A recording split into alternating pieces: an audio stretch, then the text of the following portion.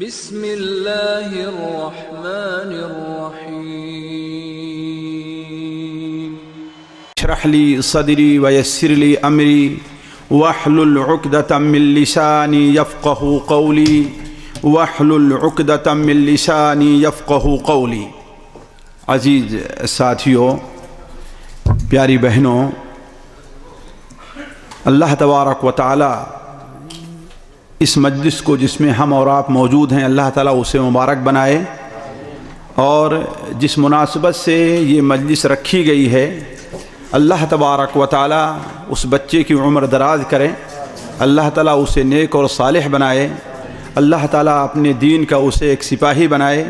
اس پرفتن دور میں اللہ تبارک و تعالیٰ اس کی حفاظت فرمائے، اسے والدین، اپنے دادا دادی، نانا نانی اور متعلقین کی آنکھوں کی ٹھنڈک اور ان کے لیے باعث برکت بنائے۔ ساتھیوں، آج جب سے مجھے یہ کچھ کہا گیا کہ مجھے اس موضوع پر کچھ بولنا ہے، میں سوچ رہا تھا کہ آخر کیا باتیں لوگوں کے سامنے رکھی جائیں۔ کبھی تو یہ تھا کہ ہاں، چونکہ بچے کے عقیقے کا مسئلہ ہے، بچوں کی تربیت سے متعلق کچھ بات ہو، کبھی کوئی اور بات ذہن میں، لیکن میں مناسب سمجھتا ہوں کہ نبی کریم صلی اللہ علیہ وسلم کی ایک حدیث جو ہمارے اور آپ کے حالات، بلکہ آپ سب ساری حدیثیں ہیں ہمارے اور آپ کے لیے نعمت ہیں اور باعث عمل ہیں، البتہ کچھ حدیثیں ایسی ہوتی ہیں جو ہمارے اور آپ کے حالات کے اوپر بڑی فٹ آتی ہیں۔ انہی میں سے ایک حدیث اور اس کی کچھ شرح میں آپ کے سامنے رکھنا چاہتا ہوں۔ امام دارقطنی رحمہ اللہ اپنی کتاب السنن کے اندر حضرت ثعلبہ الخشنی رضی اللہ تعالی عنہ سے نقل فرماتے ہیں کہ نبی کریم صلی اللہ علیہ وسلم نے ارشاد فرمایا۔ یہ ایک ایسی حدیث ہے ساتھیوں جس کے اندر 4 باتیں بیان کی گئی ہیں، اور چاروں باتیں ہمارے اور آپ کے لیے بڑی اہم ہیں۔ پہلی بات آپ صلی اللہ علیہ وسلم نے یہ بیان فرمائی کہ ان اللہ فرض فرائض فلا تضيعوها۔ دوسری بات آپ نے یہ بیان فرمائی کہ وحدد حدودا فلا تعتدوها۔ تیسری چیز آپ نے یہ بیان فرمائی وحرم اشیاء فلا تنتہکوها۔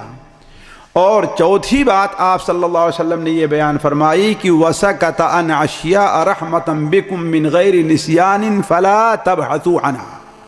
یہ ایک حدیث ہے جس کے ایک ایک جملے کو لے کر کے میں اس کے معنی کی وضاحت اور اپنے حالات پر اسے فٹ کرنے کی کوشش کرتا ہوں۔ پہلا جملہ ہے ان اللہ فرض فرائض فلا تضيعوها۔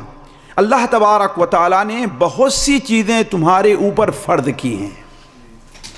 اللہ تعالیٰ نے بہت سی چیزوں کو تمہارے اوپر فرض کیا ہے، خواہ وہ اللہ تبارک و تعالیٰ نے قرآن مجید کے ذریعے ہے یا اپنے نبی صلی اللہ علیہ وسلم کے ذریعے ہے۔ کیوں؟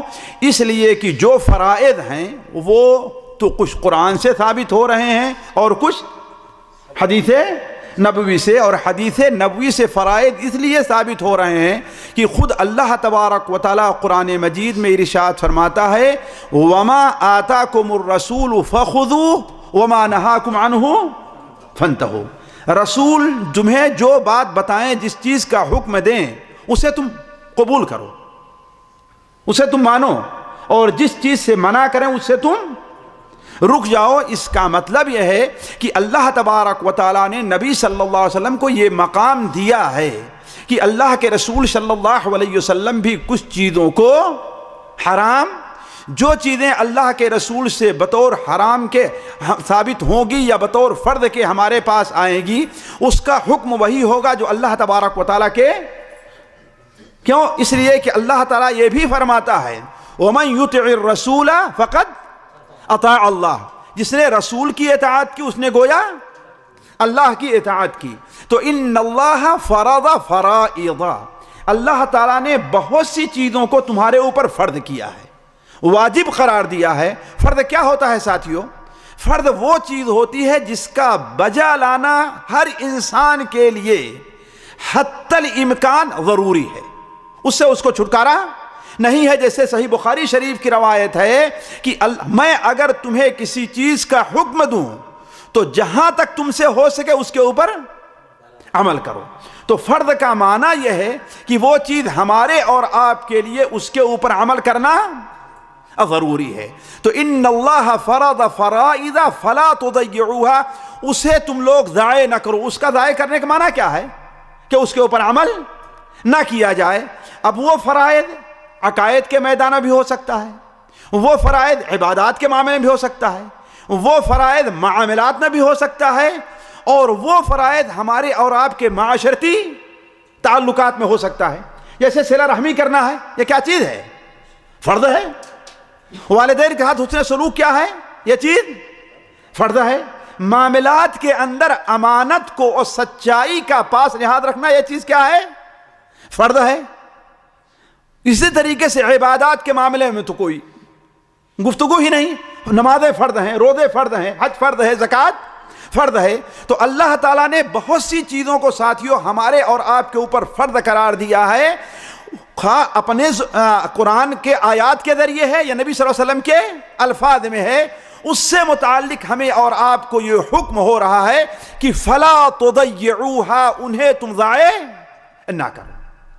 یہ ضائع کرنے کی ساتھیوں کئی صورتیں ہو سکتی ہیں. میں دو صورتیں آپ کے سامنے رکھتا ہوں. ایک ضائع کرنے کی صورت تو یہ ہے کہ انسان اس کو عمل کرے ہی نہ، اس کے اوپر سرے سے عمل کرے ہی نہیں. یعنی نماز کا حکم ہے اور نماز نہ پڑھے، زکوٰۃ دینے کا حکم ہے لیکن زکوٰۃ نہ دے، حج کرنے کا حکم ہے لیکن حج نہ کرے. یہ چیز یقیناً غلط، ناجائز اور حرام ہے. لیکن اس سے بھی بری وہ چیز ہے کہ انسان اپنے دنیاوی کسی مقصد کے پیچھے پڑ کر کے، اپنے دنیاوی کسی ضرورت کے پیچھے پڑ کر کے وہ ان چیزوں کو ضائع کر دے.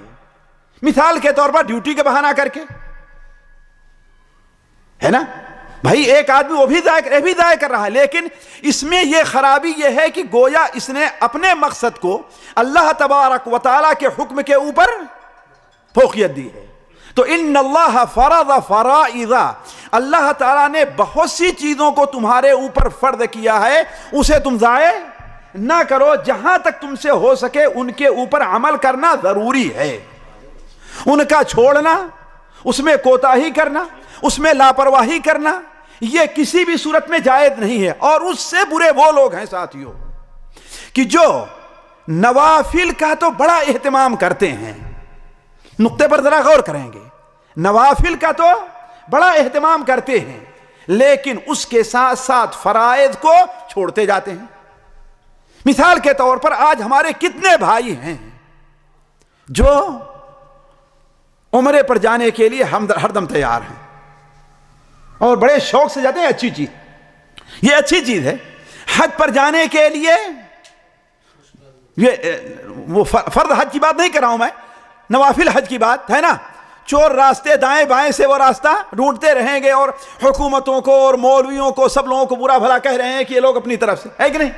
لیکن انہی کے ساتھ ساتھ ان سے یہ دیکھو فرض نمازیں تو ان سے چھوٹ رہی، فرض نمازیں ان سے چھوٹ رہی ہیں. تو ان اللہ فرض فرائض، اللہ تعالیٰ نے فرض کیا ہے چیزوں کو، اسے تم ضائع نہ کرو. کیوں؟ اس لیے کہ اگر انسان فرائض پر عمل نہیں کرتا ہے تو اس کی نوافل نیکیاں بھی اللہ کے ہاں مقبول نہیں ہیں. مثال کے طور پر کوئی آدمی فرض نماز تو نہ پڑھے لیکن نفل پڑھتا رہے، انسان فرض زکوٰۃ تو نہ دے لیکن نفلی صدقہ اور خیرات بہت کرتا رہے. اور اس سے برے وہ لوگ ہیں جو اللہ تعالیٰ کی زکوٰۃ تو نہیں دیتے ہیں لیکن پیروں کے نذرانہ ان سے نہیں چھوٹے گا، جمعرات کی روٹی ان سے نہیں چھوٹے گی.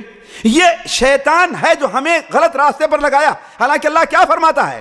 فرض فرائض، اللہ نے بہت چیزوں کو فرض کیا ہے، فلا تضيعوها، اسے تم ضائع نہ کرو. تو یہ پہلی چیز ہے ساتھیوں جس کا ہمیں اہتمام کرنا چاہیے. لیکن یہ کافی نہیں ہے. کسی انسان کے جنت میں جانے کے لیے یہ کافی نہیں ہے کہ انسان صرف فرض کے اوپر عمل. اس کے ساتھ ساتھ ایک اور چیز ہے، وَحَرَّمَ أَشْيَاءَ فَلَا تَنْتَهِكُوهَا، اللہ نے بہت سی چیزوں کو حرام قرار دیا ہے، بہت سی چیزوں کو حرام ٹھہرایا ہے، فلا تنتہکوہا، اس حرام کام کا ارتکاب نہ کرو۔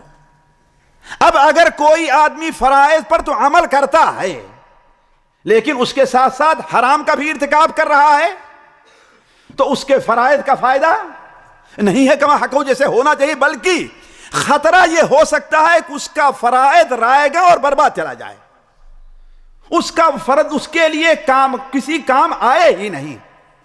اس لیے کہ شریعت میں دو چیزیں ہیں ساتھیوں، ایک بھلائی کے اوپر عمل کرنا ہے اور برائی سے بچنا ہے۔ اسی لیے امام ابن کثیر رحمہ اللہ تفسیر ابن کثیر میں مسند بزار وغیرہ کے حوالے سے اس آیت کی تفسیر میں ایک حدیث نقل کرتے ہیں کہ الا الذین آمنوا الا من تاب وآمن وعمل عملا صالحا فاولئک یبدل اللہ سیئاتہم حسنات، کہ اللہ کے نیک بندے وہ ہیں جو ناجائز قتل نہیں کرتے، اللہ کے ساتھ شرک نہیں کرتے، زنا نہیں کرتے ہیں، اس لیے کہ جس نے یہ کام کیا یلقا اثاما، وہ کہاں جائے گا؟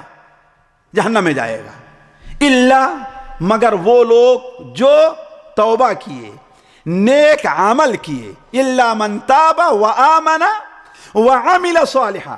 اس آیت کی تفسیر میں ابن کثیر بیان کرتے ہیں کہ ایک صحابی اللہ کے رسول کی خدمت میں آئے، بالکل بوڑھے ہو گئے ہیں، یہاں تک کہ اپنی چھڑی اور عصا کا سہارا لے کر کے آتے ہیں اور کہتے ہیں اے اللہ کے رسول صلی اللہ علیہ وسلم، اس شخص کے بارے میں آپ کیا کہتے ہیں کہ جس نے نہ کوئی چھوٹا گناہ چھوڑا ہے نہ بڑا گناہ چھوڑا ہے، سارے گناہوں کو اس نے ارتکاب کیا ہے،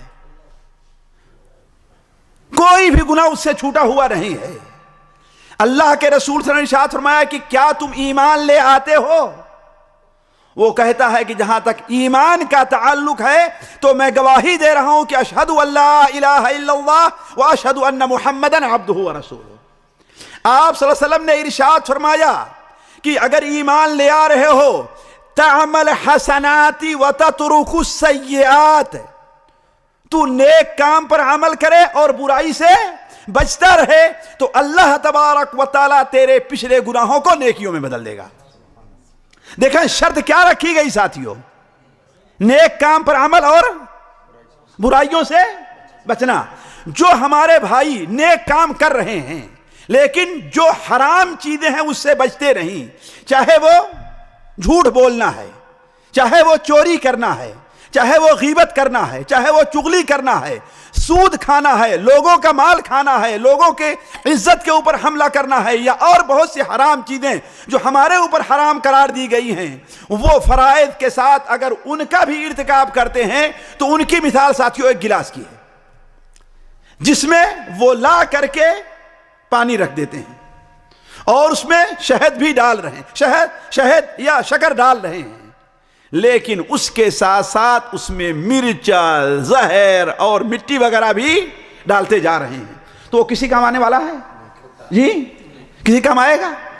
بلکہ یہ ہے کہ ہم انسان کی کہیں جان کے لیے اور صحت کے لیے وہ خطرہ نہ بن جائے۔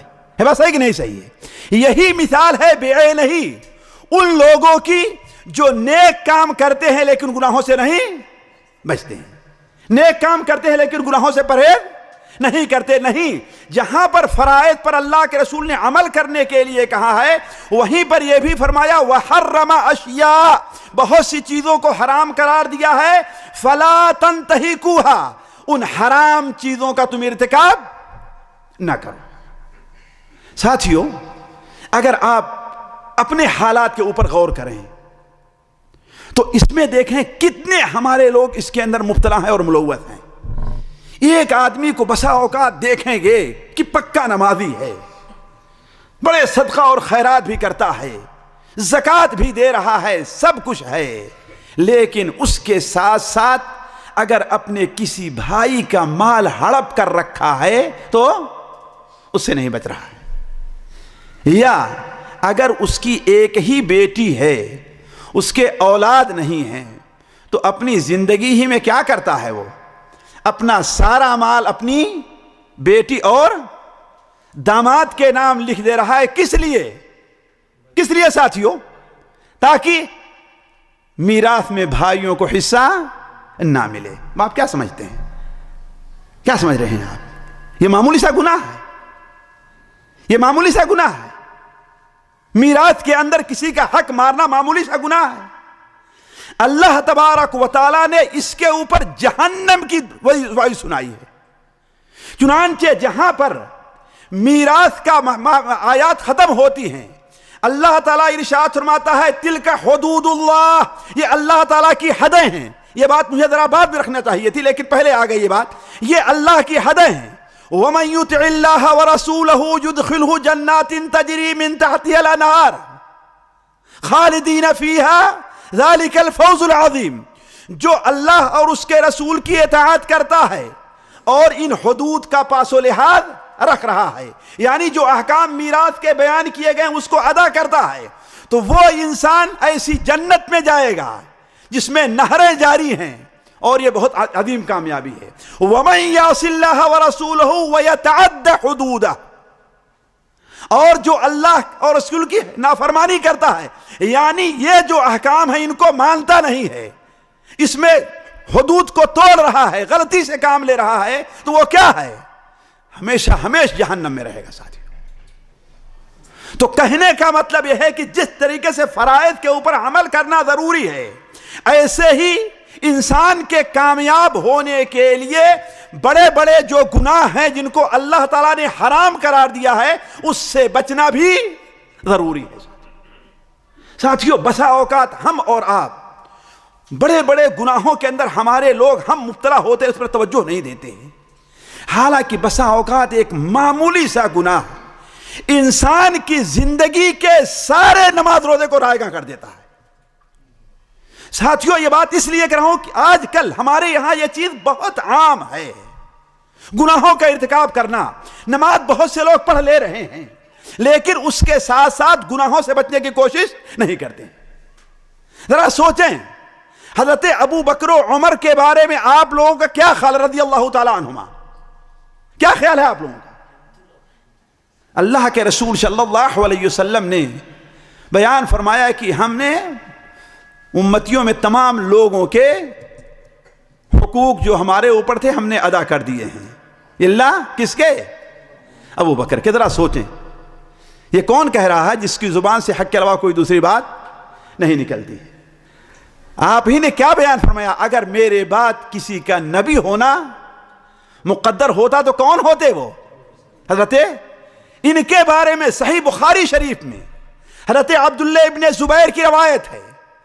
حضرت محمد ابن سیرین سید ابن سیب بیان فرماتے ہیں کاد الخیران ان یہلکا، قریب تھا کہ اس امت کے دونوں سب سے افضل جو ہیں وہ ہلاک ہو جاتے. نعوذ باللہ. وہ چیز کیا تھی ساتھیو؟ کیا تھی وہ ہلاک ہونے والی؟ کون سی غلطی کیا؟ چوری کیا تھا؟ ڈاکہ ڈالا تھا؟ نہیں. وہ کیا غلطی تھی؟ غلطی یہ تھی کہ نبی کریم صلی اللہ علیہ وسلم کے پاس ایک وفد آیا. ایک وفد آیا اور نبی صلی اللہ علیہ وسلم نے ان کے اوپر کسی کو امیر مقرر کرنا چاہا. تو حضرت ابو بکر نے کہا کہ فلاں کو امیر مقرر کر دیا جائے ان کا، لیکن حضرت عمر نے کہا کہ فلاں کو نہیں، فلاں کو مقرر کیا جائے. یہ اختلاف ہو گیا. حضرت ابو بکر کو غصہ آیا، کہا کہ تم ہماری ہر بات مخالفت کرتے ہو. حضرت عمر رضی اللہ فرمایا کہ نہیں، میں تمہاری مخالفت نہیں کرتا، حق بات یہ ہے. یہاں تک کہ دونوں میں اللہ کے رسول صلی اللہ علیہ وسلم سامنے تو میں ہونے لگی اور آپ کی آواز پر دونوں کی آواز بلند ہو گئی. اس پر اللہ تعالیٰ نے قرآن مجید میں کیا آیت نازل فرمائی؟ لا ترفعوا اصواتکم فوق صوت النبی، اللہ کے رسول کی آواز پر اپنی آواز کو بلند نہ کرو. ہو سکتا ہے کہ تمہارے اعمال سارے کے سارے برباد ہو جائیں، تمہیں اس کا احساس تک نہ ہو. ذرا سوچیں، اب اگر کوئی آدمی اللہ کے رسول کی آواز پر اپنی آواز بلند کرنا تو بہت دور کی بات، یہ تو بہت ہمارے نزدیک ہلکی چیز ہے. اگر اللہ کے رسول کی حدیث کو کوئی ٹھکرا دے، فرمان کو ٹھکرا دے، تو اس کے اعمال کی بربادی کیا ہے. اور ایسے موقع پر زیادہ سمجھنے والی بات جو ہے وہ آپ اس کے اوپر امام بیہقی رحمہ اللہ اپنے شعب الایمان کے اندر حضرت عبداللہ بن مسعود سے بسند صحیح جو واقعہ نقل کرتے اس پر آپ توجہ دیں کہ گناہ بسا اوقات کبائر جن کو اللہ نے حرام قرار دیا ہے ان کا ارتکاب انسان کے لیے کتنا خطرناک ہو جاتا ہے کہ ایک شخص نے 60 سال تک اللہ تعالیٰ کی عبادت کی ہے. کتنا؟ ایک عمر ہے گویا کی 60 سال ایک عمر ہے. 60 سال کے بعد اس کو اللہ نے جب آزمایا تو کوئی عورت اس کے بغل سے گزری اور ایسا وہ چونکہ بالکل جنگل میں رہا کرتا تھا, کوئی چرواہے والی یا کوئی اور عورت تھی کہ اس پر اس کا نیت خراب ہوئی اور اس کے ساتھ وہ 6 دن تک زنا کرتا رہا. کتنا؟ 6 دن تک زنا.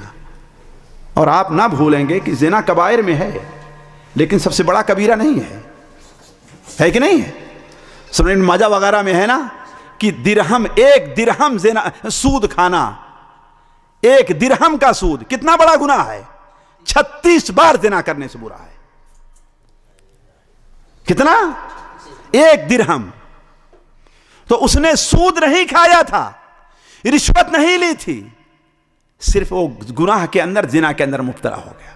6 دن کے بعد اسے اپنی غلطی کا احساس جب ہوا تو بھاگا جنگل سے کہ اس میدان سے یہاں سے بھاگا ان حالات سے, آیا کسی آبادی میں اور مسجد کے اندر وہ پڑا رہا.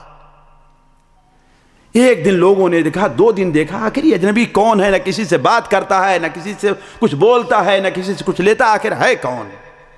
تو ایک دن ایک آدمی نے 3 دن یا 2 دن کے بعد اسے تھوڑی سی روٹی لا کر کے بطور صدقہ کے دے دیا. وہ وہاں سے اٹھا, کنویں پر گیا, سوچا کہ چلو پانی لے لیتے ہیں یا نہانے کے ارادے, کس ارادے سے کنویں کے اوپر گیا. ابھی کنویں سے پانی نکال نہیں چکا تھا کہ اتنے میں ایک فقیر آیا, اس نے وہ روٹیوں کے ٹکڑے کس کو دے دیا؟ فقیر کو دے دیا. اور اسی حالت میں اس کا انتقال ہو گیا. اسی حالت میں اس کا انتقال ہو گیا. ساتھیوں, قصہ صحیح ہے اس لیے ساتھیوں میں بیان کر رہا ہوں, میں جھوٹا قصہ بیان کرنے کا عادی نہیں. حضرت عبداللہ بن مسعود بیان کرتے ہیں کہ جب اس کی 60 سال کی نیکیوں کو ایک ترازو کے پلے میں رکھا گیا اور 6 دن کے زنا کو ایک پلے میں رکھا گیا تو زنا کا پلہ بھاری پڑ گیا ہے. ساتھیوں, زنا کا پلہ دیکھیے, یہ گناہ یہ ہے اللہ کی وَحَرَّمَ أَشْيَاءَ فَلَا تَنْتَهِكُوهَا. اللہ نے بہت سی چیزوں کو حرام قرار دیا ہے, ان کے قریب نہیں جانا ہے تم کو, ان کے قریب بھٹکنا نہیں ہے. کیوں؟ اس لیے کہ یہ تمہارے گناہ تمہاری نیکیوں کو برباد کر دیں گے. یہ تمہارے گناہ تمہارے نیکیوں کو کھا جائیں گے. یہ تمہارے گناہ تمہاری نیکیوں کا کوئی فائدہ تمہیں نہیں پہنچائیں گے. لیکن اللہ تعالیٰ کی رحمت اس کے ساتھ شامل حال آئی. ترازو کے وقت فرشتے نے کہا کہ اس نے وفات کے وقت کچھ صدقہ بھی کیا تھا, اس کو تم لوگوں نے کیوں نہیں رکھا؟ تو اللہ تبارک و تعالیٰ بندوں پر بڑا رحیم ہے. ساتھیوں, رحمت اس کی غضب کے اوپر غالب ہے. چنانچہ جب وہ ترازو پر رکھے گئے روٹی کے ٹکڑے تو نیکیوں کو پلہ بھاری ہو گیا اور وہ نجات پا گیا. خیر, بات یہاں سے کہہ رہا تھا کہ ایک چیز صرف فرائض کے اوپر عمل کر لینا کافی نہیں ہے, فرائض کے ساتھ ساتھ گناہوں سے پرہیز بھی بہت ضروری ہے. تو پہلی چیز کیا تھی ساتھیوں؟ اللہ نے کچھ چیزوں کو فرض کیا ہے, اس کو تم لوگ ضائع نہ کرو, اور بہت سی چیزوں کو اللہ نے حرام قرار دیا ہے, ان کا ارتکاب نہ کرو. تیسری چیز کیا ہے ساتھیوں؟ ذرا غور کریں گے. وَحَدَّدَ حُدُودًا فَلَا تَعْتَدُوهَا. اللہ نے کچھ حدود قائم کر رکھی ہیں, حدود متعین کر رکھی ہیں. حلال کی بھی حدود ہیں, حرام کی بھی حدود ہیں, ہے کہ نہیں ہے؟ ان حدود سے تم آگے بڑھنے کی کوشش نہ کرو. اللہ تعالیٰ کی حدود ہیں کیا چیز ساتھیوں؟ یہ سوچنا ہے. اللہ تعالیٰ کی حدود 2 طرح کی ہیں. ایک حدیں تو وہ ہیں جن کو شریعت میں کسی گناہ کے اوپر مقرر کیا گیا ہے کہ اس کی حد یہ ہے. جیسے زنا کی حد کیا ہے؟ سزا ہے. زنا کی سزا کیا ہے؟ رجم کرنا ہے یا کوڑے لگانا ہے کہ نہیں؟ چوری کی حد کیا ہے؟ ہاتھ کاٹنا ہے. شراب کی حد کیا ہے؟ کوڑے, ہے کہ نہیں؟ یہ حدیں ہیں. ان حدوں کو توڑنا اور بدلنا کسی کے لیے جائز نہیں ہے. حالانکہ ایک حد بھی اگر کوئی آدمی، ایک حد، زیادہ نہیں، ایک حد کو بھی کوئی اگر سمجھے نا کہ ہاں بھائی یہ ضروری نہیں ہے، بلکہ آپ نے بیان فرمایا اللہ کی حد، ایک حد کو قائم کرنا لوگوں کے لیے اتنا مفید ہے، اتنا مفید ہے کہ 40 سال تک بارش جن کے جتنا مفید لوگوں کے لیے، اتنا ایک حد قائم کرنا مفید ہے۔ کیوں؟ حدوں ہی سے امن قائم رہا کرتا ہے۔ آج ہمارے ہاں چوری کی وارداتیں کم کیوں نہیں ہوتی؟ کیوں نہیں ہوتی؟ حد نہیں قائم کی جاتی۔ آج ہمارے ہاں قتل کے وارداتیں جو ہیں کم کیوں نہیں ہوتی ہیں؟ اس لیے قتل کرنے والا کہتا ہے چلو بہت ہوگا، پکڑے جائیں گے، 4 6 سال 8 سال جیل میں رہیں گے، اور اگر پیسہ ہوا تو رشوت دے کر کے اپنا فائل ہی غائب کرا دیں گے، ہے کہ نہیں؟ ہماری فائل ہی نہیں ہو۔ تو آخر یہ ناجائز اتنے قتل کیوں ہو رہے ہیں؟ وجہ اس کی کیا ہے؟ اللہ تعالیٰ کی حد نہیں قائم۔ ساتھیوں، میں ہندوستان میں تھا تو اخبار میں ایک بار پڑھا کہ ان دنوں ملک فیصل رحمہ اللہ سری لنکا گئے ہوئے تھے، اور ظاہر بات ہے اس وقت سعودیہ میں حدود الہیہ کا قیام چونکہ بڑے زور پر تھا، اس لیے پوری دنیا کے اندر شور تھا، بڑی دنیا میں شور تھا، اس لیے کہ صرف یہی ایک ملک تھا جس میں اللہ کی حدیں قائم کی جاتی تھی، چور کا ہاتھ کاٹا جاتا تھا، زانی کو کوڑے لگائے یا سنسار کیا جاتا تھا، یہ سارا ہوتا تھا، تو پوری دنیا میں شور تھا۔ تو ملک فیصل رحمہ اللہ جب گئے تو سری لنکا میں جو وہاں کی وزیر اعظم تھی، اس نے کہا کہ آخر یہ بربریت اور ظلم نہیں ہے کہ کوئی آدمی اگر تھوڑا سا مال چوری کر لے تو آپ اس کا ہاتھ کاٹ لیتے ہیں، کسی آدمی سے زنا ہو جائے تو کیا ہے، آپ اس کو قتل کر دیتے ہیں۔ ملک فیصل رحمہ اللہ نے کہا کہ اگر اسے یہ فلسفہ سمجھایا جائے ہے نا، تو چونکہ اللہ کو، دین کو مانتے نہیں، اس لیے ان کی سمجھ میں نہیں آئے گا۔ ملک فیصل نے کہا یہ بتاؤ تمہارے یہاں پورے سال میں چوری کی کتنی وارداتیں آئی ہیں؟ تو اس نے بتایا تو کئی سو۔ کہا کہ ہمارے یہاں سال بھر میں چوری کی صرف 3 وارداتیں آئی ہیں، بس۔ کتنا؟ 3 وارداتیں۔ کہا وہ اسی حد کی برکت ہے۔ لوگ ساتھیوں، میں نے اپنی آنکھوں سے دیکھا یہاں، اور جو ہم سے ہماری طرح 30 سال پہلے آئے ہوں گے کہ دکانیں کھلی رہتی تھیں اور لوگ نماز پڑھنے چلے جایا کرتے تھے۔ ہم نے دیکھا ہے اپنی نظروں سے کہ اذان ہوتی تھی، اقامت کا وقت ہوتا تھا، تو ریاض جیسے بھیڑ بھاڑ والے شہر کے اندر روڈوں کے اوپر گاڑیاں اتنی کم ہو جاتی تھی کہ ہر آدمی سمجھتا تھا یہاں نماز ہونے جا رہی ہے۔ یہ چیز کیا تھی؟ اللہ کی حدود کا دنیا میں اس میں نافذ کرنا تھا۔ کوئی کسی کو چھیڑتا اور نہیں تھا، لیکن جب یہ چیز کمزور پڑی تو اس کا نتیجہ آج آپ دیکھ رہے ہیں یہاں بھی، اور اپنی پوری دنیا کے اندر اس کا نتیجہ آپ دیکھ رہے ہیں۔ اسی طریقے سے ملک فیصل نے کہا تمہارے ہاں زنا کے کتنے واردات آئی؟ تو اس نے پتہ نہیں کتنے بتائے۔ ملک فیصل نے کہا ہمارے یہاں سال میں صرف 1 واردات زنا کی آئی ہے۔ کون سی؟ اور جانتے ہیں شریعت نے زنا کی واردات کو ثابت کرنے کے لیے کیا کیا شروط لگائے؟ کہا اگر ہم یہ سمجھاتے ہیں اس کو تو یہ اس کی سمجھ میں نہیں آئے گا۔ تو کہنے کا مطلب یہ ہے کہ آپ صلی اللہ علیہ وسلم کے یہ فرمان کہ ایک حد دنیا میں قائم کی جائے، وہ لوگوں کے لیے 40 دن کی بارش سے بہتر ہے۔ کہ 40 دن کی بارش کا ملک میں اتنا فائدہ نہیں ہوتا جتنا فائدہ امن و امان کے طور پر ملک میں کس کا ہوتا ہے؟ اللہ کی ایک حد کو قائم کرنے کو ہوتا ہے۔ تو حدد حدود، اللہ نے کچھ حدیں قائم کی ہیں، ان حدوں سے آگے نہیں بڑھنا ہے۔ چور چوری کر رہا، اس کا ہاتھ کٹنا چاہیے۔ شراب پی رہا، اس کے اوپر کوڑے لگنے چاہیے۔ زانی زنا کر رہا، اس کو سنسار کرنا چاہیے، اس کے اوپر کوڑے برسانا چاہیے۔ اس سلسلے میں ہمارے دل کے اندر کوئی رحم وَلَا تَأْخُذْكُمْ بِهِمَا رَأْفَةٌ فِي دِينِ اللَّهِ۔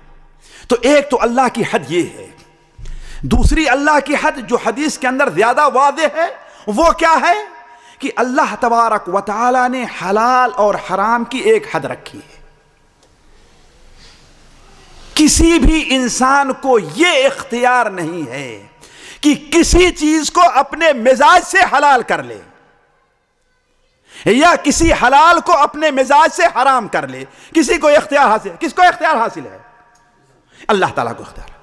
اللہ نے جتنی چیزیں فرض کی ہیں اسی پر غور کر لیں آپ. مثال کے طور پر اللہ تبارک تعالیٰ، ابھی آپ عشاء کی نماز پڑھے ہیں، عشاء کی نماز فرض کتنی قرار دی ہے اللہ تعالیٰ نے، اور سنتیں کتنی ہیں جی، اور وتر کتنا ہے، 1 یا 3. اب کوئی کہے نہیں عشاء کی نماز 17 رکعت ہے، تو یہ کیا ہے؟ اللہ کی حدود کو توڑنا ہے. اللہ کی حد یہاں تک ہے اور تم اسے آگے بڑھا رہے ہو. اسی طریقے سے ہر ایک کے لیے مرد کی حدود اپنی الگ ہیں اور عورتوں کی حدود اپنی الگ ہیں. ان دونوں حدود کو توڑ کر کے دونوں کے حقوق میں خلط ملط نہیں کرنا ہے. ضرورت ہے کہ مرد اپنی حد میں باقی رہیں اور ضرورت یہ ہے کہ عورتیں اپنی حدود کے اندر باقی رہیں. اللہ تعالیٰ نے عورتوں کے لیے کچھ چیزوں کو حلال کیا ہے اور کچھ چیزوں کو حرام کیا ہے. خواہ لوگوں سے ملنے کا معاملہ ہے، خواہ لباس کا معاملہ ہے، خواہ اپنی زینت کا معاملہ ہے، جس کا بھی معاملہ ہے، اس کے لیے اللہ تعالیٰ نے کچھ چیزوں کو ان کے لیے کیا حد رکھی ہے. اب مثال کے طور پر ایک مرد ہے جو اس کے لیے محرم ہے، اس کے لیے محرم ہے، اور اس کے برخلاف ایک مرد وہ ہے جو اس کے لیے محرم نہیں ہے. اب ظاہر بات ہے مرد کے محرم کے ساتھ عورت کے ملنے جلنے کا جو معاملہ ہوگا وہ غیر محرم کے ساتھ نہیں ہو سکتا. اب اگر عورت یہ کہے کہ ہاں بھائی یہ تو میرے چچے زاد بھائی ہیں، یہ تو میرا پھوپھی زاد بھائی ہے، یہ تو میرا اسکول کا ساتھی ہے، تو یہ کیا ہے؟ اب اس کے ساتھ آزادانہ میل جل رکھا ہے. کیا مطلب ہے اس کا؟ اللہ تعالیٰ کی حد کو توڑا جا رہا ہے. تو اللہ نے حد مقرر کی ہے، اس سے آگے نہیں بڑھنا ہے. اللہ تبارک و تعالیٰ نے ہمارے لیے مثال کے طور پر ایک عورت کے لیے زینت اختیار کرنے کی ایک حد رکھی. کہاں تک کر سکتی ہے وہ؟ 2 لحاظ سے. ایک لحاظ سے تو یہ کہ وہ زینت کس کے سامنے اختیار کرے گی، وہ کس کے سامنے؟ اس کی کچھ زینتیں ایسی ہیں جو صرف اور صرف اپنے شوہر کے سامنے ہونا چاہیے، کسی اور کے سامنے نہیں. اب اگر اس زینت کو کسی اور کے سامنے ظاہر کرتی ہے تو اللہ تعالیٰ کی حد کو توڑ رہی ہے کہ نہیں ہے؟ اور کچھ زینتیں ایسی ہیں جو اپنے شوہر سے ہٹ کر کے اپنے محرم کے سامنے ظاہر کرے گی، وہ ہے نا. اگر اس زینت کو اپنے محرم سے ہٹ کر کے غیر مردوں کے سامنے ظاہر کرتی ہے تو کیا ہے؟ اللہ تعالیٰ کی حد کو توڑ رہی، جس کا حکم اللہ نے قرآن میں بڑے واضح طور پر فرمایا ہے. وَقُلْ لِلْمُؤْمِنِينَ يَغْضُضْنَ مِنْ أَبْصَارِهِنَّ، آپ کہہ دیجئے کہ عورتیں بھی اپنی نظر کو نیچی رکھیں. وَيَحْفَظْنَ فُرُوجَهُنَّ، اور اپنی شرمگاہ کی حفاظت کریں. ذَلِكَ أَزْكَىٰ لَهُنَّ، یہ ان کے لیے کیا ہے؟ زیادہ پاکی اور شرافت کا سبب ہے. وَلَا يُبْدِينَ زِينَتَهُنَّ إِلَّا مَا ظَهَرَ مِنْهَا، اور اپنی زینت کو اتنی ہی ظاہر کریں جو اپنے آپ ظاہر ہو جائے، جو اپنے آپ ظاہر ہو جائے. جیسے کوئی کپڑا پہنے ہیں، اچانک جا رہی ہیں، ہوا آئی جس سے ان کا چہرہ کھل گیا، ان کا ہاتھ کھل گیا. جیسا کہ حدود کتنے اللہ تعالیٰ اللہ کے رسول نے رکھی ہے نا، اس کے آگے وَلْيَضْرِبْنَ بِخُمُورِهِنَّ عَلَى جُيُوبِهِنَّ، اور ضرورت یہ ہے کہ اپنی چادر کو اپنے گلے پر ڈالیں. اب تو ہم نے جو بہن انہوں نے دیکھا ہوگا کہ اپنے محارم کے سامنے بھی عورتیں، ہماری مائیں اور ہماری بڑے بہنیں، پھوپھیاں، ہماری دادیاں اپنے محرم کے سامنے بھی سر پر سے دوپٹہ نہیں اتارتی تھی. ساتھیوں، میرے گھر میں بہت پہلے بات، چھوٹی سی بچی تھی، مشکل سے رہی ہوگی 6 سال 7 سال کی. تو چونکہ اصل میں ہم لوگ جو ہیں وہ اصل افغانی ہیں، ہم لوگ افغان سے، تو میرے بچپن تک ہمارے خاندان میں علاقے میں وہی کپڑا چلتا تھا، شلوار قمیص عورتوں کا، اور وہ دوپٹہ جو آج دیہاتوں میں وہاں دکھایا جاتا ہوگا. تو ایک بچی 6-7 سال کی ہے، 7-8 سال کی ساتھیوں، سو رہی تھی. اٹھاتے ہیں اس کو، تو اٹھنے کے بعد سب سے پہلے وہ اپنا دوپٹہ ڈھونڈتی اپنا سر ڈھکنے کے لیے کہ وہ کہاں گیا ہوا ہے. ذرا دیکھیں. تو ہم نے دیکھا ہے اور آپ نے بھی دیکھا ہوگا کہ اس آیت کے اوپر عمل تھا کہ ہماری مائیں، ہماری بہنیں، ہماری پھوپھیاں، ہماری دادیاں، ان کا دوپٹہ کہاں رہتا تھا؟ ان کے گلے کے اوپر. یہ کیوں؟ تاکہ اگر قمیض کی وجہ سے سینے کو کچھ ابھار ہے تو وہ ظاہر نہ ہو. وَلْيَضْرِبْنَ بِخُمُرِهِنَّ عَلَى جُيُوبِهِنَّ وَلَا يُبْدِينَ زِينَتَهُنَّ إِلَّا لِبُعُولَتِهِنَّ. اس کے بعد 12 قسم کے لوگوں کو اللہ تعالیٰ نے بیان فرمایا جس کے سامنے انہیں زینت کا ظاہر کرنا ہے. وہ کون ہے؟ سارے کے سارے محرم ہیں، یعنی جن کے اوپر اس سے نکاح کرنا ہمیشہ ہمیش کے لیے حرام ہے. یا زرخرید غلام ہے، زرخرید غلام ہے، ظاہر بات زرخرید غلام سے بھی شادی نہیں ہو سکتی. یا نابالغ بچہ ہے، وہ نابالغ بچہ جو ابھی تک عورتوں کے معاملات سے دلچسپی رکھے ہوئے نہیں ہے. لوگ یہ سمجھتے ہیں کہ جب تک بالغ نہیں ہوا 14-15 سال کا اس وقت تک اس سے پردہ نہیں. غلط ہے ساتھیو، یہ غلط ہے. اگرچہ بالغ نہیں ہے لیکن 10 سال 11 سال 12 سال کا ہے، عورتوں کے معاملات سے اسے دلچسپی ہے، اس کے دل میں خیالات پیدا ہوتے ہیں. علماء نے 10 سال یا 11 سال رکھا ہے تو اس کے سامنے بھی عورتوں کو اپنی زینت کے اظہار کی اجازت نہیں ہے. تو کہنے کا مطلب اللہ نے حدود قائم کی ہے، ان حدود کا پاس لحاظ رکھنا، اسی میں عورتوں کا زینت اختیار کرنا بھی ہے. تو کچھ زینتیں وہ ہیں جو زینتیں اپنے شوہر کے سامنے، کچھ زینتیں وہ ہیں جو اپنے محارم کے سامنے اور غیر مردوں کے سامنے کوئی بھی زینت ظاہر نہیں کرنی ہے، الا کہ وہ زینت جو اپنے آپ ظاہر ہو جائے. خوبصورت کپڑا ہے، یا ہوا سے ان کا چہرہ کھل گیا، ہوا سے ہاتھ کھل گیا، یا لین دین کا معاملہ ہے، اپنے ہاتھ کو پھیلایا تو کلائی وغیرہ یہ کھل گئی. ایک زینت تو یہ ہے. دوسری زینت ساتھیوں وہ ہے جو آج ہمارے اور آپ کے ہاں کپڑوں کی شکل میں یا اور چیزوں کی شکل میں عورتوں کے اندر بہت عام ہے. انہی میں بال کٹانا بھی داخل ہے، انہی میں کپڑے کی ڈیزائن بھی ہے، انہی میں اور چیزیں جو بازار میں بکتی ہیں ان کا استعمال بھی ہے. یہ بہت سی چیزیں ہم زیادہ آپ لوگ اس کو جانتے ہیں.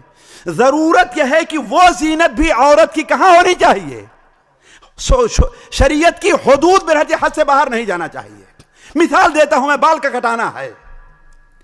بال عورت اپنا کٹا سکتی ہے لیکن بال چھیلا نہیں سکتی ہے. فرق ہے کٹانے اور چھلانے میں. سنن ترمذی میں روایت ہے کہ اللہ کے رسول صلی اللہ علیہ وسلم نے عورت کو بال چھلانے سے منع فرمایا ہے. لیکن بال کٹانے کے لیے 2 شرطیں ہیں اہم ساتھیوں، 2 شرطیں ہیں.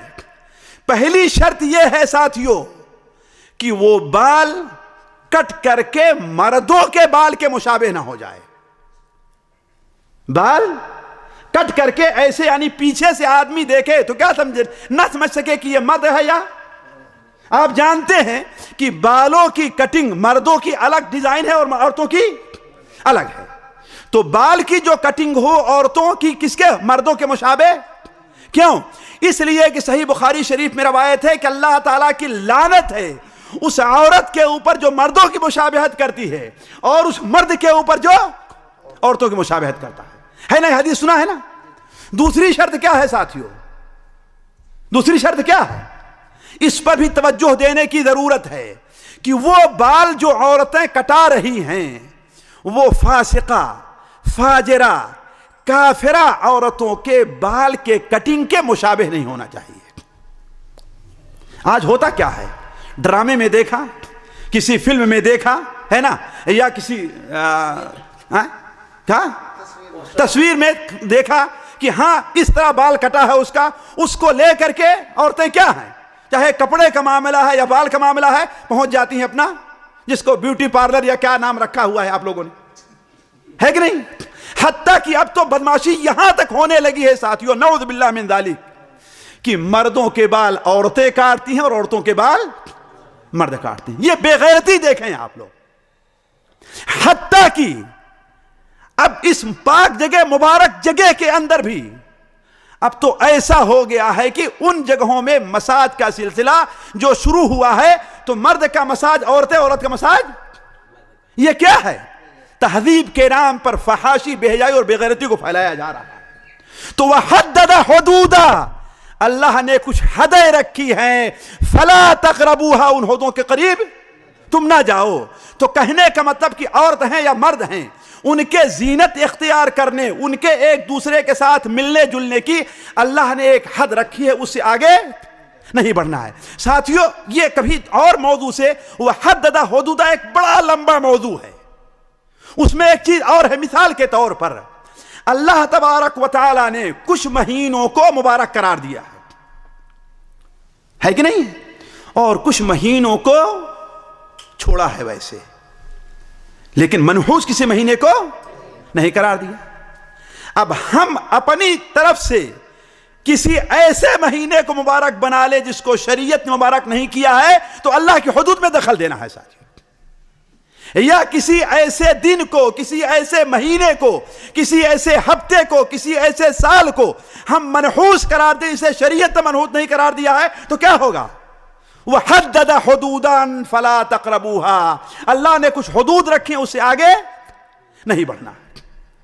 تو ضروری یہ ہے ساتھیوں کہ اللہ کی حدود کا پاس لحاظ رکھا جائے کہ اللہ کی حدود کیا ہیں. اسی لیے کوئی بھی چیز، ہم اور آپ کیا ہیں ساتھیوں، ہم اور آپ کیا ہیں؟ اللہ کے رسول صلی اللہ علیہ وسلم، ذرا دیکھیں آپ، اللہ نے شہد کو حرام کیا ہے کہ حلال کیا؟ حلال کیا ہے نا. اب آپ کو یاد آ گیا ہوگا قصہ، ہے نا. اللہ کے رسول صلی اللہ علیہ وسلم نے کیا کہا؟ صرف اپنی بیوی کی رضا مندی کے لیے کیا کیا؟ صرف قسم کھا لیا کہ اب میں شہد. اللہ تعالیٰ کیا فرماتا ہے؟ یا ایھا النبی لم تحرم ما احل اللہ لک، جس چیز کو اللہ نے آپ کے لیے حلال کیا ہے اسے آپ حرام کیوں کر رہے ہیں؟ ذرا سوچئے. یہ ہمیں اور آپ کو سبق دینا ہے اصل میں، کہ ہر وہ چیز جس کو اللہ نے تمہارے لیے حلال کیا ہے اس کو تم اپنی طرف سے حرام، اور جس چیز کو اللہ نے تمہارے اوپر حرام قرار دیا ہے اس کو تم اپنی طرف سے حلال نہیں کر سکتے. یہ اللہ کی حدود ہیں. فلا تعتدوها، قرآن مجید میں متعدد جگہ آیا ہوا ہے. یہ اللہ کے حدود ہیں، ان حدود کو پار نہ کرو، اور کہیں پر اللہ تعالیٰ کے حدود ہیں، ان حدود کے قریب تک نہ جاؤ. ساتھیو خیر، بات لمبی ہو جا رہی ہے، مجھ سے پونے گھنٹہ کہا گیا تھا، لیکن حدیث کا آخری جملہ وہی میں آپ کے سامنے رکھ دینا چاہتا ہوں. چوتھا جملہ کیا ہے؟ وَسَكَتَ عَنْ أَشْيَاءَ. ایک بات کہہ دوں، ہمارے ایک پاکستانی جاننے والے بھائی، ملنے والے نہیں ہیں، ریاض میں کام کرتے ہیں، اور ماشاءاللہ تعجب ہوا کہ وہ، مجھے نہیں یاد ہے کہ ہم نے فلاں فلاں تقریر میں کیا بات کہی ہے، اور تعجب ہے کہ اس نے کیسے پورا یاد رکھا ہوا ہے.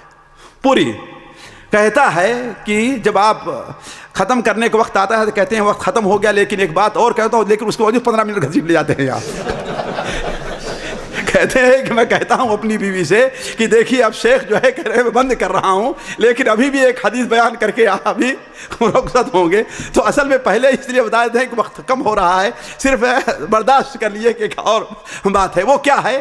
آخری چیز ہے کہ وَسَكَتَ عَنْ أَشْيَاءَ، اللہ تبارک و تعالی نے بہت سی چیزوں کے بارے میں سکوت اور خاموشی اختیار کی ہے. کس معاملے میں؟ آیا وہ حلال ہے یا وہ حرام ہے؟ اللہ نے نہ اسے حلال کیا ہے نہ اس کو حرام بتلایا ہے نا. بڑا افسوس ہوتا ہے ساتھیوں ہمارے بعض بھائیوں کی ذہنیت پر. ابھی کسی صاحب نے مجھے ہمارے خیال سے واٹس ایپ پر بھیجا یا فیس بک میں بھیجا کہ غیر مقلد ایک، نعوذ باللہ من ذالک، زبان سے ادا کرتے بھی اچھا نہیں لگتا، بھینس سالی کی وجہ سے قیاس پر آ گئے. جی قیاسی بن گئے، آپ نے بھی دیکھا ہوگا، ہے نا. کیوں بھائی؟ کہا اس لیے کہ بھینس کو قرآن مجید میں یا حدیث میں نہ کہیں حرام نہ حلال ہے، تو اسے کس پر قیاس کیا؟ گائے پر. یہ تمہارا اپنی طرف سے مفروضہ ہے، نعوذ باللہ من ذالک. ہم بھینس کو اگر حلال کہتے ہیں تو قرآن اور حدیث کی روشنی میں قیاس پر رہے ہیں. اور کس نے تم سے کہا کہ اہل حدیث قیاس کو مانتا نہیں ہے؟ یہ کس نے کہا؟ کبھی نہیں کہا. یہ تمہارا اپنا بدنام کرنے کے لیے اہل حدیثوں کو اور قرآن مجید کی اس آیت کا مستحق بننے کے لیے کہ اللہ تعالیٰ فرماتا ہے کسی کو القاب سے، برے القاب سے یاد نہ کرو، اور تم نے ہمارا نام کیا رکھ دیا ہے؟ غیر مقلد. ہمارا نام غیر مقلد نہیں ہے.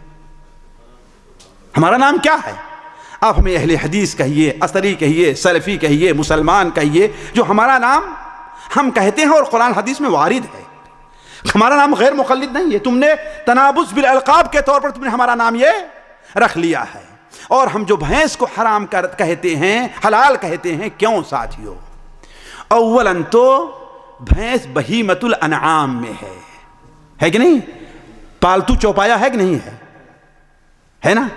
تو پالتو چوپایا کو اللہ نے حلال کیا کہ نہیں حلال کیا؟ ایک چیز۔ دوسری چیز، اللہ کے رسول صلی اللہ علیہ وسلم نے ارشاد فرمایا ہے، بہت سی چیزوں کے بارے میں اللہ نے تمہارے اوپر رحم کرتے ہوئے خاموشی اختیار کی ہے، اس کے پیچھے تمہیں نہیں پڑنا ہے کہ حلال ہے کہ حرام۔ اگر حرام ہوتا تو اللہ تعالیٰ اسے حرام کر دیتا۔ لہذا جب بھینس کا نام لے کر کے اللہ نے کہا، یہ نہیں کہا کہ یہ حرام ہے، تو وہ چیز کیا ہوگی؟ حلال ہوگی۔ اللہ نے درندوں کو حرام قرار دیا ہے نا؟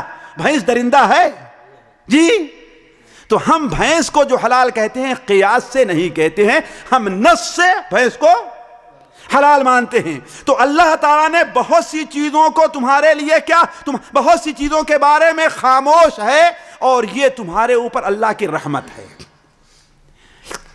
کہ اگر اس کا تعلق تمہارے عادات اور معاملات سے ہے، عبادات سے نہیں ہے۔ کیوں؟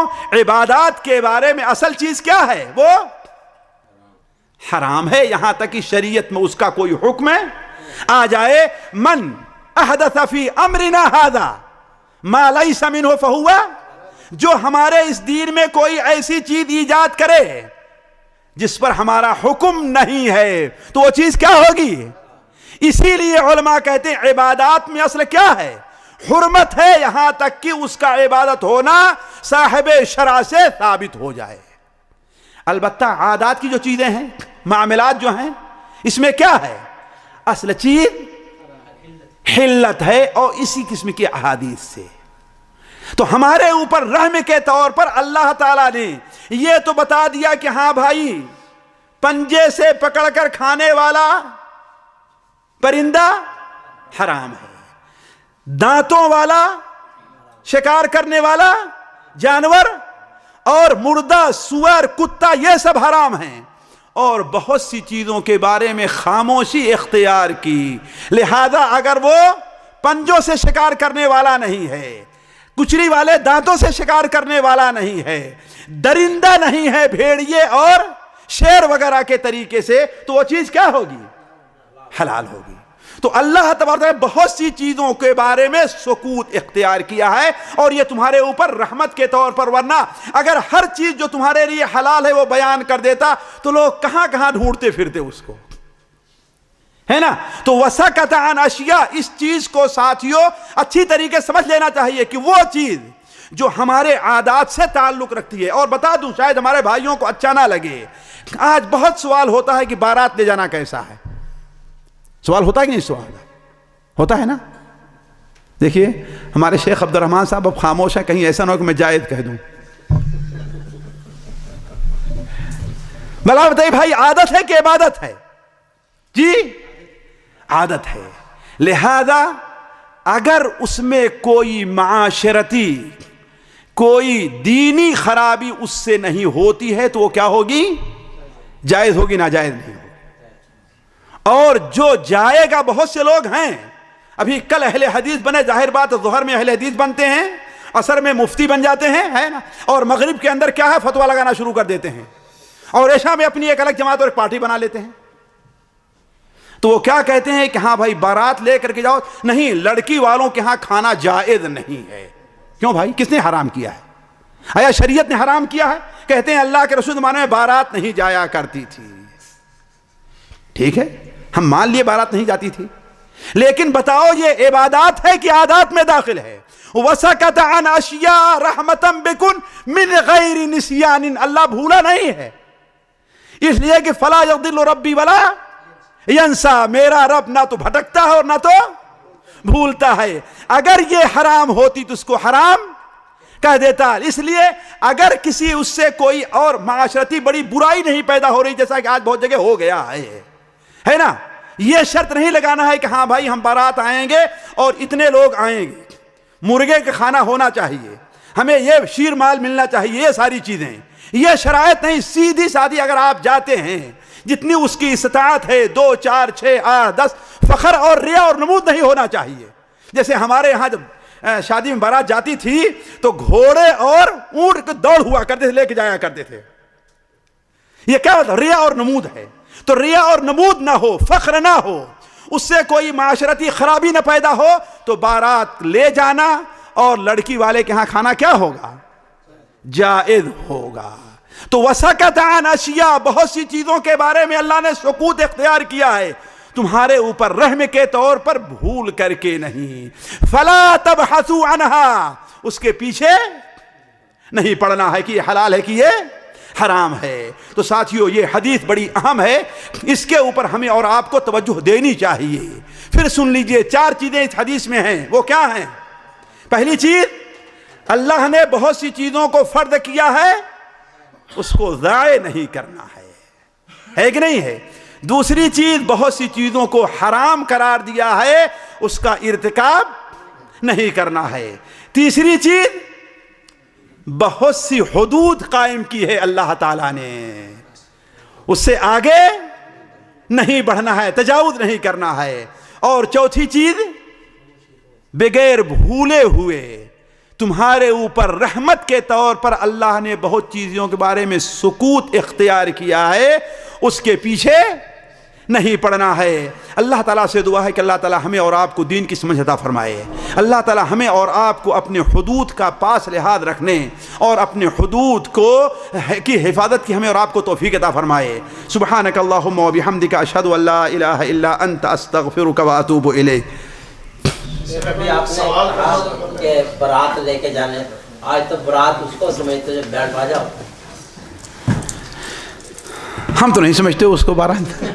وہ اسی لیے ہم نے کہا کہ اس کے ساتھ اگر کچھ دوسرے ناجائز چیزیں منسلک نہیں ہو گئی ہیں تو وہ جائز ہو، کہ ہم نے پہلے بھی کر دیا تھا، اس سے کوئی معاشرتی، کوئی دینی، کوئی اقتصادی خرابی نہ پیدا ہو. تو یعنی بذات خود کیا ہے وہ حرام نہیں. حرمت کیوں آ رہی ہے؟ اس کے اندر جو خرابی پیدا ہو گئی ہے. مثال کے طور پر یہ ایک بوتل ہے نا، اس کو آپ اگر پانی رکھیں تو یہ کیا ہے؟ جائز ہے. خالی ہے تو یہ جائز ہے. اس میں آپ شراب رکھ دیں تو کیا مطلب بوتل حرام ہے؟ جی، شراب کی وجہ سے یہ بوتل.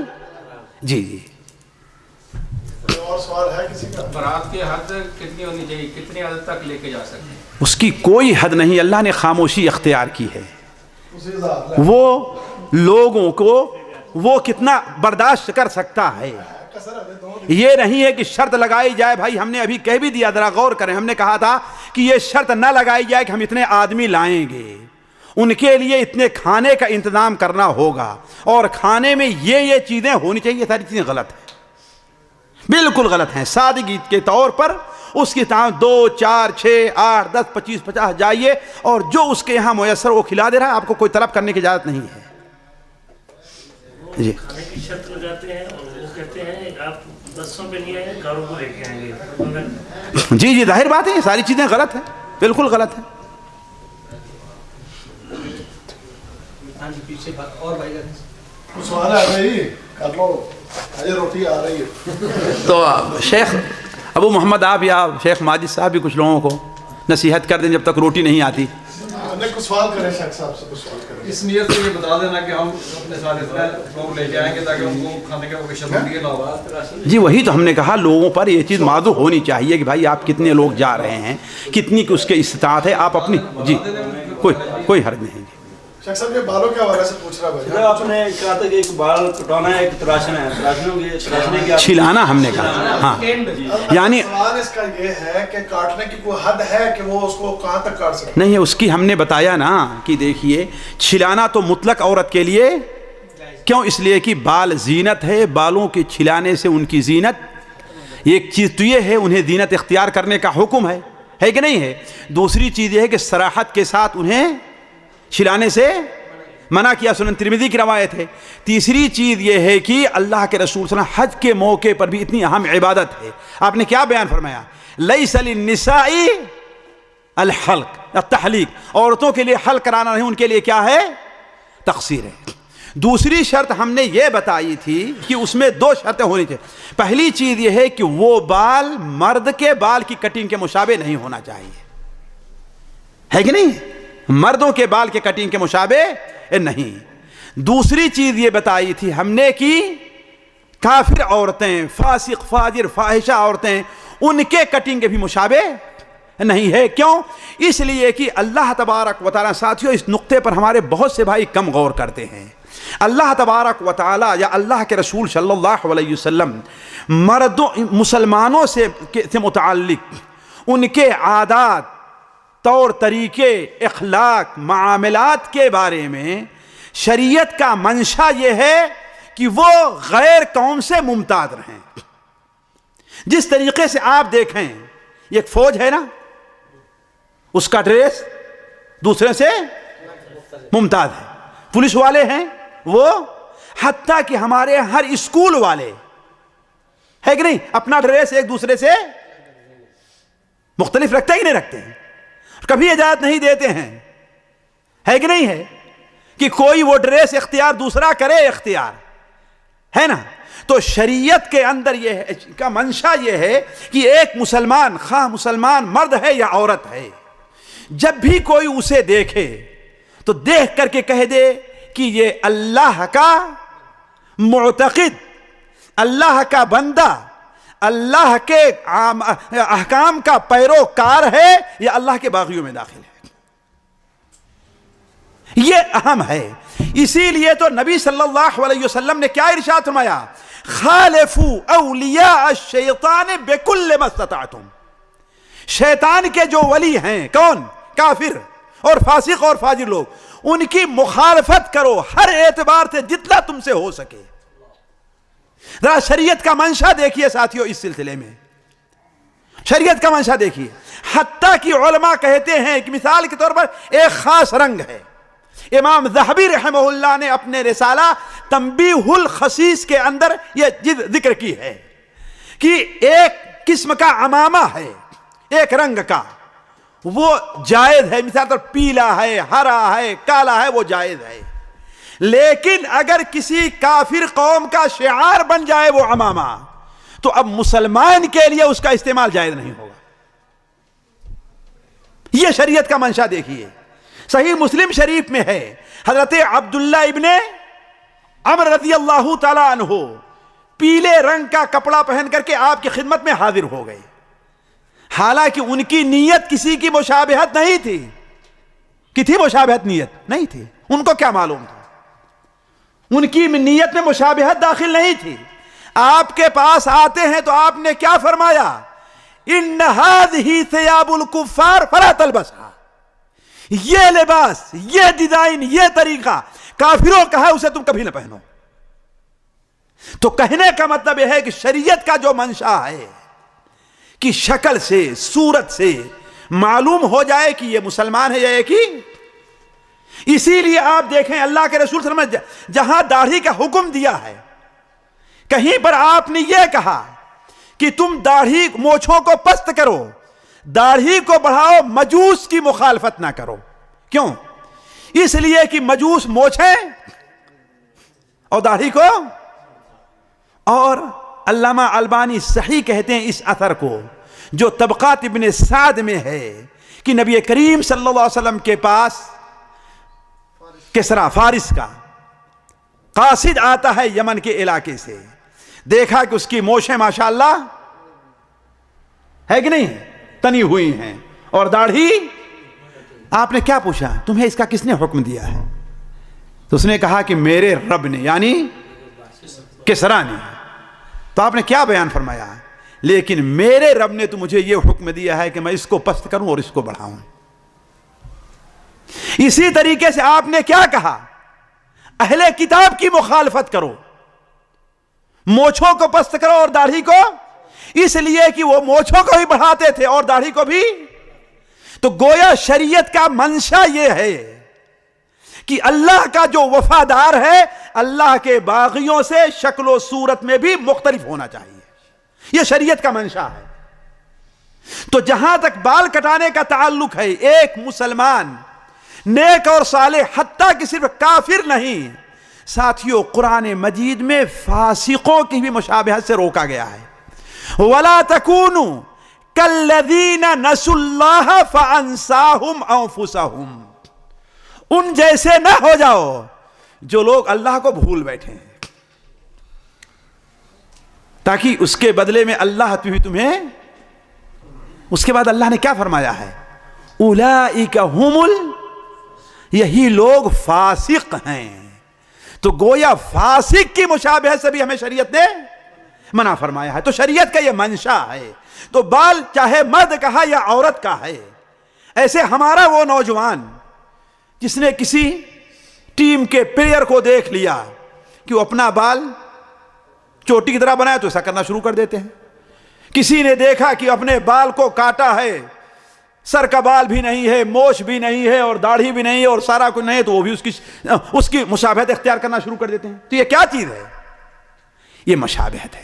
تو شریعت کے اندر غیر قوم کی مشابہت سے، فاسقوں اور فاجروں کی مشابہت سے شریعت میں منع کیا گیا ہے۔ جی پاکستان میں فنکشن ہوتے ہیں شادیوں کے، اس میں کئی بار ایسا ہوتا ہے کہ سونے کے لیے جگہ یعنی چارپائیاں کم پڑ جاتی ہیں اور لوگ زیادہ ہوتے ہیں، تو بچوں کو بڑوں کو کس ترتیب سے پھر سلانا چاہیے؟ بھائی دیکھیے، یہ جس جگہ پر ہیں وہاں کے لوگ کیا مناسب سمجھ رہے ہیں، کیسے ہونا چاہیے۔ ظاہر بات ہے کہ وہاں پر شریعت کی جو حدود ہیں کہ دو ایک مثلا چادر میں لپٹ کر کے دو بالغ 10 سال کے بچے ہو جائیں، انہیں نہیں، تو ان حدود کو رکھا جائے گا، اس کے علاوہ اور کوئی حد نہیں ہے اس کے لیے۔ یہ جو مناسب طریقہ ہوگا وہاں پر جو ہوگا اس کے لحاظ سے وہاں پر وہ چیز کر لی جائے گی۔ ہم اس کے لیے یہاں بیٹھ کر کوئی حد ہم یہاں بیان کریں، وہاں ان کے لیے وہ گنجائش نہیں ہے۔ تو وہاں کے سمجھدار لوگ، آپ جیسے جو لوگ ہیں، وہاں پر کیا مناسب سمجھتے ہیں، کس طریقے سے، کون چارپائی پہ سوئے، کون نیچے سوئے، چارپائی پر کس قسم کے بچے 2 سو سکتے ہیں، چارپائی اتنی چوڑی ہے کہ اس پر 2 مرد سو سکتے ہیں کہ نہیں سو سکتے ہیں، اتنی تنگ ہے کہ دونوں مردوں کے جسم ایک دوسرے کے ساتھ، ظاہر بات یہ ساری چیزیں دیکھ کر کے وہاں پر فیصلہ ہو سکتا ہے۔ آپ صلی اللہ علیہ وسلم نے صحابی کو کہا کہ یہ لباس کافروں کا ہے، آج بھی جو مسلمان کچھ لباس پہنتے ہیں جو ہمارے یہاں مشہور ہے کہ یہ لباس مسلمانوں کا نہیں ہے۔ بھائی دیکھیے، مسلمانوں کا لباس نہ ہونے کا یہ معنی آپ لیں کہ وہ لباس سے وہ پہچانے جاتے ہیں، خواہ مذہبی طور پر ہیں یا معاشرتی طور پر ہیں، دونوں اعتبار سے، مذہبی طور پر ہیں یا معاشرتی طور پر۔ مثال کے طور پر گیروا اور پیلا قسم کا لباس ہے، یہ اپنا ہندوؤں کا ہے، اور طریقے سے کیا بالکل سفید، اور کیسے ہے یہ جو ہے ان کا پوپ جو ہے جو لباس پہنتا ہے یورپ میں، جو پوپ لباس پہنتا ہے کہ نہیں ہے، اگر یا گلے میں صلیب کا لٹکانا ہے کہ نہیں ہے، تو وہ اگر ایسا لباس ہے تو وہ پہننا جائز نہیں ہوگا۔ اسی طریقے سے اگر یہ پہچانا جائے کہ یہ فلاں قوم کا لباس ہے، مثال میں بتاؤں، ہمارے علاقے میں اگر کوئی عورت یہ لگاتی ہے نا، ہمارے علاقے میں سمجھتے ہیں کہ یہ ہندو عورت ہے، یہ پہچان ہے ہندو اور مسلمان کی، ہندو اور مسلمان کی یہ پہچان ہے۔ اسی طریقے سے جو ہندو عورتیں یہاں پر رنگ، یہ ہندو اور مسلمان کی پہچان ہے۔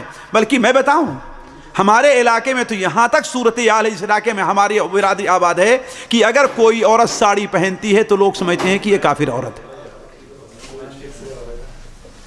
تو جس علاقے میں کیا ہے، جو لباس جس قوم کے ساتھ خاص ہو جائے وہ لباس مسلمانوں کے لیے جائز نہیں ہوگا۔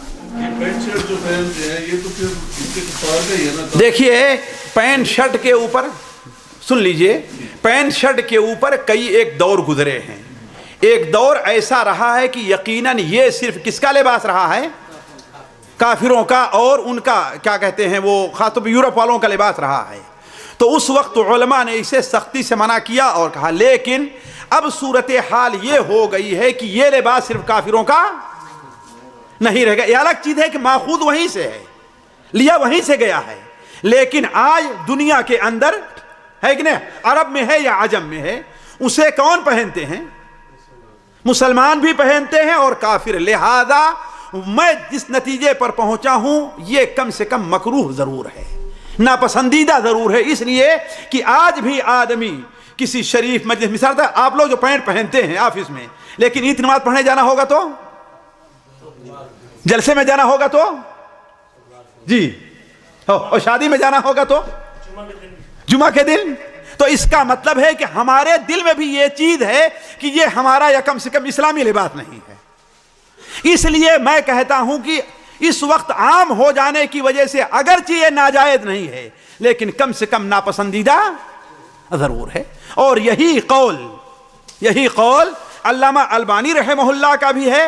اور میں یہاں پر شماسیہ ہے نا، شماسیہ میں ایک عالم ہیں ناصر العقل، ان کے ساتھ میں بیٹھا، ان کی ایک کتاب ہے آپ لوگوں نے دیکھا ہوگا، وہ اقتداء صراط المستقیم کی تحقیق، ان کے ساتھ جب بیٹھا تو ان کی بھی یہی رائے ہے. جی اس کے بارے میں تو کہتے ہیں کہ یورپ کا نہیں ہے بلکہ یہ ترکی نے ایجاد کیا. یہ اصل میں ترکوں سے یورپ نے کیا ہے، یورپ سے پھر ہمارے پاس ہے. لیکن ترکیوں کا یہ لباس نہیں، ان کا لباس پیجامہ ہے. آج بھی دیکھیں ان کا جو پرانا لباس ہے کیسے ہے، ان کا لباس کھلا ہوا پیجامہ، دیکھیں ان کا لباس جو ہے وہ اصل میں ہے. پوپ بھی توپ پہنتا ہے، ہم بھی توپ پہنتے ہیں بھائی. اس لیے دیکھا کہ جو چیز عام ہے دونوں میں، جو چیز دونوں میں عام ہے اس پر کوئی چیز نہیں. مشابہت کی بات میں کر رہا ہوں کہ وہ ان کے لیے خاص ہو، اس سے وہ پہچانے جائیں. ذرا غور کریں، آپ نے کیا کہا، وہ خاص ہے مذہبی طور پر یا معاشری طور پر، ان کی پہچان ہے کہ دیکھ کر کے آدمی کہے کہ یہ کون ہے، فلاں قوم کا آدمی ہے. مثال کے طور پر یہ عمامہ جیسے سکھ باندھتے ہیں اور یہ داڑھی وغیرہ آپ کریں تو ہر آدمی جو دیکھے کیا کہے گا، وہ سکھ ہے لہذا وہ جائز. لیکن وہ عمامہ جو ہمارے یہاں باندھتے ہیں، اب ہم تھوڑی کہ عمامہ سکھ باندھتے ہیں تو ہم بھی باندھتے نہیں. ان کے عمامہ باندھنے کا جو انداز ہے اور ہے ہمارے عمامہ باندھنے کا انداز، اور ہمارے سوڈانی بھائیوں کا اور ہے کہ ان کا عمامہ 50 گز کا ہوگا لیکن سر کھلا ہوگا. دیکھ لیجئے آپ.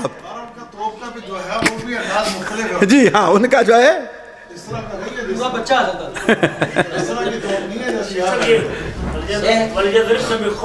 کا جو حکم ہے، کیا خاتون اپنا دوپٹہ گندے پہ رکھے گی یا سر پہ رکھے گی؟ شیخ اصل میں دوپٹہ سر کے لیے ہے ہی، کندھے کے لیے ہے ہی نہیں. دوپٹہ لغتاً عرفاً و شرعاً کیا ہے، وہ سر. دوپٹہ اسے کہتے ہیں خمار، خمر جو سر کو ڈھانکے، لغت کے لحاظ سے بھی اور اصطلاح کے لحاظ سے بھی.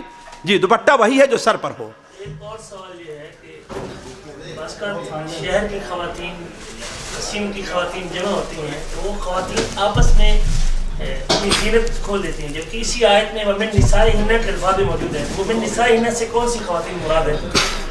دیکھیے اس سلسلے میں کاش کہ آپ لجنہ دائمہ کے ایک فتویٰ ہے اس کو ترجمہ کر کے نیٹ وغیرہ پر ڈال دیں. اس سلسلے میں لجنہ دائمہ کا بڑا تفصیلی تقریباً 2 صفحے کا فتویٰ ہے.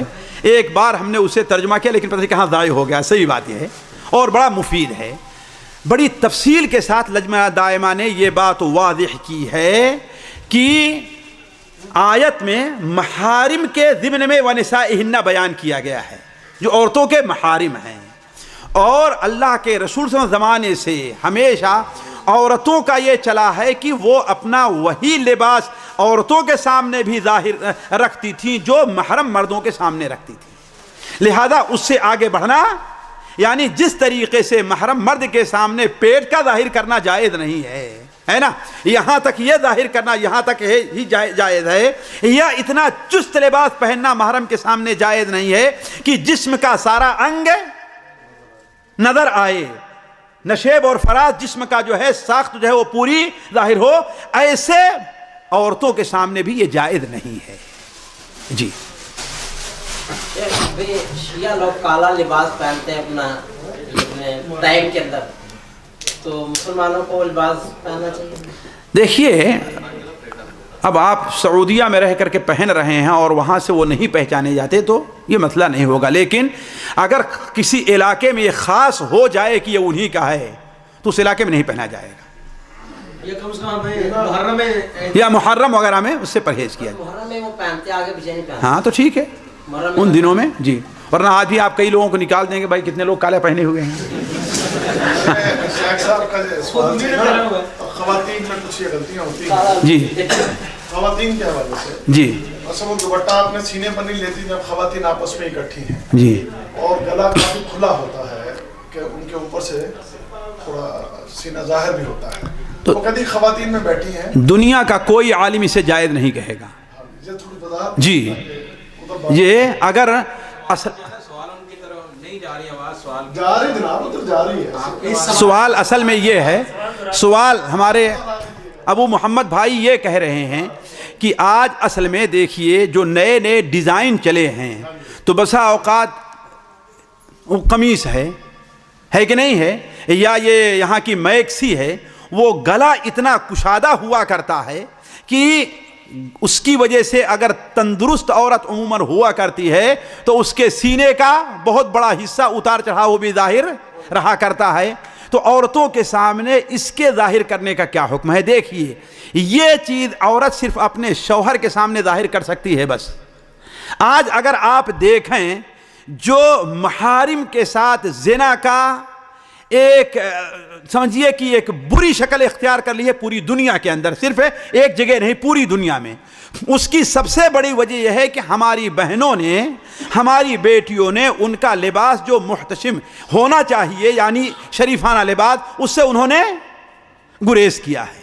تو کہنے کا مطلب چاہے مرد محرم ہیں یا عورتیں ہی کیوں نہیں ہیں, اگر ان کا گلا اتنا کھلا ہوا ہے کہ جس سے سینے کا جو ابھار ہے وہ ظاہر ہے تو عورتوں کے سامنے بھی اس کا کھولنا جائز نہیں ہوگا. یا اتنا تنگ لباس پہن رکھا ہے جیسے بنیائن کی شکل میں کوئی ہوتا ہے, یا اپنی قمیص جو ہے اتنی تنگ سلائے ہوئے ہیں کہ سارا چیزیں ظاہر ہیں, تو اس کا بھی کھلا رکھنا جائز نہیں ہوگا. ایسے ہی موقع پر حکم ہے کہ وَلْيَضْرِبْنَ بِخُمُرِهِنَّ عَلَىٰ جیوبہن, اپنے دوپٹوں کو اپنے سینے اپنے گریبان پر ڈال لیں.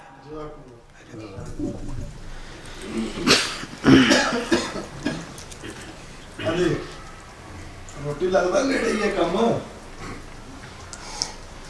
شیخ صاحب آپ نے بھینس کے حوالے سے جو جس پوسٹ کا تذکرہ کیا ہے تو اس پہ کسی بھائی نے ایک بڑی اچھی پوسٹ لگائی تھی, اس نے بالکل اسی الفاظ کو بیان کیا. اس نے کہا بھینس سالی نے مقلد کو غیر مقلد بنا دیا. اچھا, اس لیے کہ بھینس کی حلت اور حرمت امام ابو حنیفہ سے ثابت نہیں ہے. اچھا, اس لیے بیچارے مجبور ہو کے قیاس پر آ کے غیر مقلد بن کے اس کو حلال سمجھ رہے ہیں.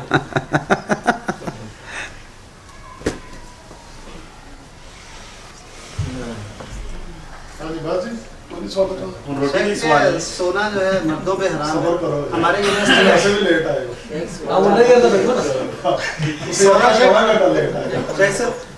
سونا مردوں پہ حرام ہے. ہماری یونیورسٹی کے کچھ اساتذہ کہتے ہیں کہ جیسے یہ گولڈن کلر گھڑی جو ہے خاص طور پہ عورتوں کے لیے یہ چیزیں ہیں, گولڈن کلر کا یہ اینک کا فریم جو عورتوں کی طرح کا ہوتا ہے, ان چیزوں سے بھی پرہیز کرنا چاہیے. آپ کیا کہتے ہیں اس پر؟ بھائی گولڈن اور گولڈ عورت کے لیے عورت کے لیے ہے, لیکن گولڈن عورت کے لیے نہیں ہے. نہیں مردوں کی وجہ سے وہی میں کہہ رہا ہوں, صرف گولڈن عورتوں کے ساتھ خاص نہیں ہے, یعنی سنہرا رنگ جو ہے یہ عورتوں کے ساتھ خاص نہیں ہے. لہذا یہ عادات میں داخل ہے. اگر اسے منع ہے تو ٹھیک ہے, میں نہیں دیکھتا کہ وہ منع ہے. ٹھیک سر, ایک سوال یہ, ایک بندے کے پاس زیور 7.5 تولے سے کم ہے جی, لیکن اس کے پاس نقدی اماؤنٹ جو ہے وہ پڑی ہوئی ہے, دونوں کو اگر ملاتا ہے تو پھر وہ نصاب کو پہنچ جاتا ہے. جی ہاں, ملایا جائے گا, دونوں کو ملایا جائے گا نقدین کے. جی, اس لیے کہ نقد جو ہے یہ اصل میں کوئی چیز نہیں, سونے یا چاندی کا بدل ہی ہے. کبھی یہ ہمارے ہندوستان پاکستان میں یہ نقد جو تھا وہ چاندی کا بدل تھا, لیکن اب ساری دنیا کے اندر سونے کا بدل مان لیا گیا ہے نا. تو مانا جائے گا کہ ہاں بھائی اس کے پاس اتنا سونا ہے جتنا سونا اس نقد سے خریدا جا سکتا ہے. یعنی 6 تولہ اس کے پاس یا 5 تولہ سونا ہے, لیکن اتنی نقد ہے کہ وہ 4 تولہ سونا خرید سکتا ہے, جس کا مطلب اس کے پاس زکوٰۃ کے لیے پیسہ زکوٰۃ کے نصاب کو پہنچا ہوا ہے. دوسرا شیخ صاحب سوال یہ ہے کہ اس پاس مالیت یعنی روپوں کی شکل میں ہے, اور کم از کم نصاب کتنا اس کا مقرر کیا جائے گا؟ 7.5 تولے سونے کے برابر رکھیں یا چاندی کے برابر رکھیں؟ بھائی اصل یہ ہے کہ سونے کے بدل ہونا چاہیے. البتہ علماء احناف نے اس سلسلے میں جو ہے وہ دوسری صورت اختیار کی ہے کہ انفع مسکین کیا ہے, مسکین کے لیے زیادہ نفع بخش کیا ہے. لیکن اگر دیکھا جائے تو اصل چیز کیا ہے, وہ اس کا معیار سونے کا ہے. سونے کا اعتبار کیا جائے.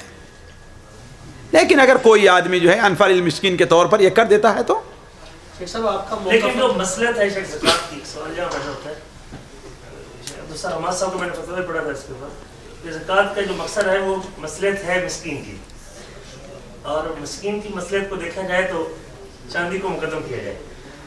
وہ تو صحیح ہے شیخ, میں سمجھ رہا ہوں یہی احناف کا ہے, لیکن مسئلہ یہ ہے کہ نص کے سلسلے میں ہمیں اس پر قیاس کی کیا ضرورت ہے. جب آج یہ متعین کر دیا گیا کہ نقد بدل کس کا ہے, سونے ہی کا ہے, جہاں پر یہ متعین نہ ہو یہ چیز اچھی ہے, لیکن جہاں اب یہ متعین ہو گیا, اب یہ متعین کر دیا گیا, تو اس کا مطلب ہمیں سونے ہی کا اعتبار کرنا چاہیے. شیخ صاحب یہ زیورات پر زکات کے حوالے سے آپ کا کیا موقف ہے؟ بھائی میں کیا ہوں جو میرا موقف پوچھ رہے ہیں, نعوذ باللہ من ذالک, نہ میں عالم ہوں نہ مجتہد ہوں.